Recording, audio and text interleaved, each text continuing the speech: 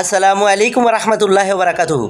আজকে এমন একটা বিষয় উপস্থাপনা করিব, সেটা হলো নতুন ভাইরাস মানুষের মধ্যে আসে, পরক্রিয়া।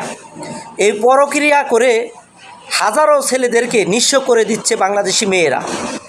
এখন আমার কথা হলো, যেই ছেলে মেয়ে পরক্রিয়া করতেছে, মিডিয়ার সামনে ছেলেদের চেহারা উন্মোচন করতেছেন, মানে খুইলা দেখাইতেছেন, মেয়েদের চেহারা ক্লিয়ার করে দেখান না, এটা কারণটা কি ভাই? তাদের চেহারা যে উন্মোচন করছেন না ক্যামেরার সামনে, তারা তো পরক্রিয়ার মধ্যে আরও জোরদার হবে, আরও শক্তিশালী হয়ে যাবে, আরও ছেলেদেরকে নিঃস্ব করে ফেলবে।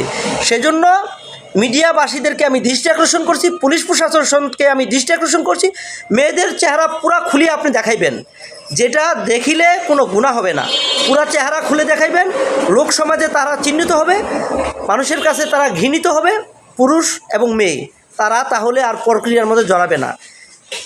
এই চ্যানেলটাকে সাবস্ক্রাইব করুন, লাইক, ফলো, কমেন্ট দিয়ে জানিয়ে দিন, এই প্রক্রিয়া নামে জিনিসটা বাংলাদেশ থেকে যেন চলে যায়। আমিন সুমামিন। আসসালামু আলাইকুম রহমতুল্লাহ।